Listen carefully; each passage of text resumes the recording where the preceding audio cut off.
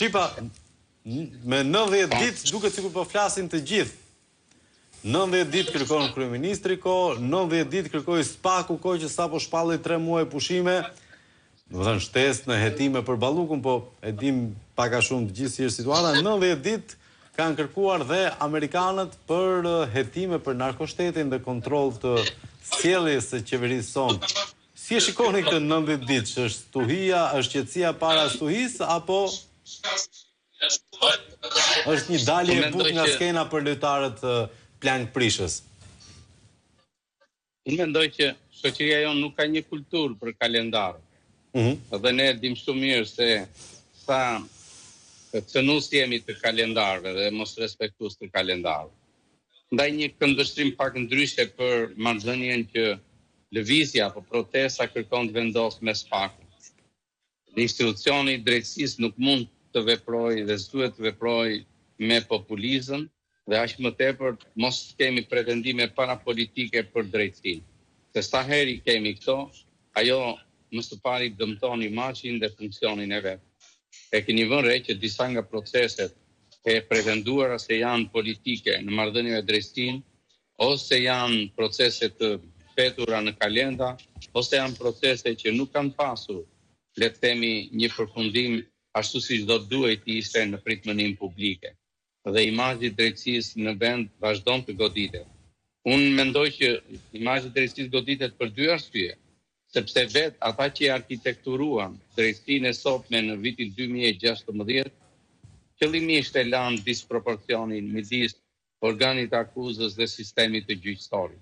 Dhe ne po të shikojmë sot, jemi një vend që kemi procese të bushme politike ose procese drejtësie të nisura për politikanë, por të papërfunduara. Prej 2016-2017, sidomos kur kanë nisur deri sot, janë procese të mbajtura në kalenda dhe që vazhdojnë në kalenda. Edhe pritmëritë e një kalendari prej drejtësisë që jep produkt apo impakt politik janë të gabuara. Aspekti tjetër. Janë pak me ato deklaratat e Adriatik Lallës, zoti Çipa. Ju kujtohen ato me shtatorin famkeq.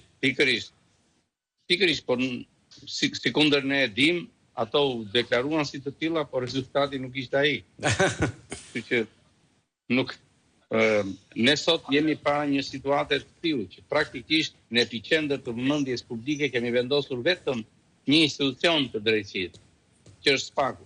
Në fakt, drejtësia nuk është Spaku dhe s'duhet dhe kurse s'mund të jetë Spaku. Por besoj në mënyrë djallëzore, politika e mban në stigmatizim të institucion për të mbajtur në fuqi atë disproporcion infunksional që ka midis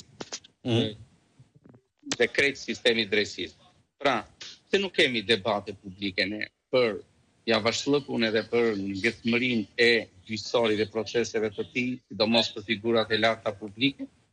E keni vënë që ne nuk kemi një debat dhe një diskutim të tillë, madje kjo nuk është as në agjendën e artikulimit dhe ligjërimit politik të lëvizjes apo të protestës të qytetarëve.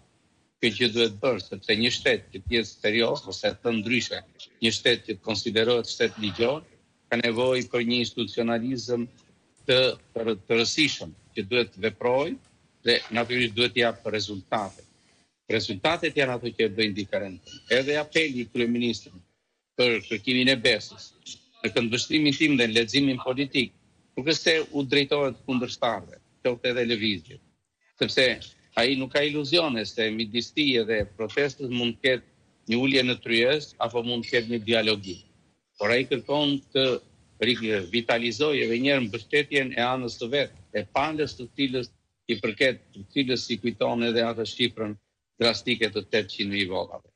Dhe nëse e keni vëre, në momentet e para, në 2 debate që u shfaqen brenda PS-s, sidomos në rastin e deputetit Spiropali edhe në rastin e deputetit Braçe, duket sikur debati mbetet te verbi dhe nuk pasohet ose bashkëshoqërohet me. Po, nuk e adreson për shembull fjala vjen me Mariana Koçekun, që ka gjithashtu të dalë nga ai 800.000 votë. Po, nuk don ta faktorizoj Mariana. Po, është vetëm që ka dhënë dorëgjë nga grupi, domethënë ka i lëvizje politike është Mariana Koçeku. Braçja dhe Spiropali duken si llastime më tepër. Jam dakord, por politikisht dhe strategjikisht nuk i intereson që të ketë dalje të tjera nga grigja e politike e partisë apo e grupit parlamentar.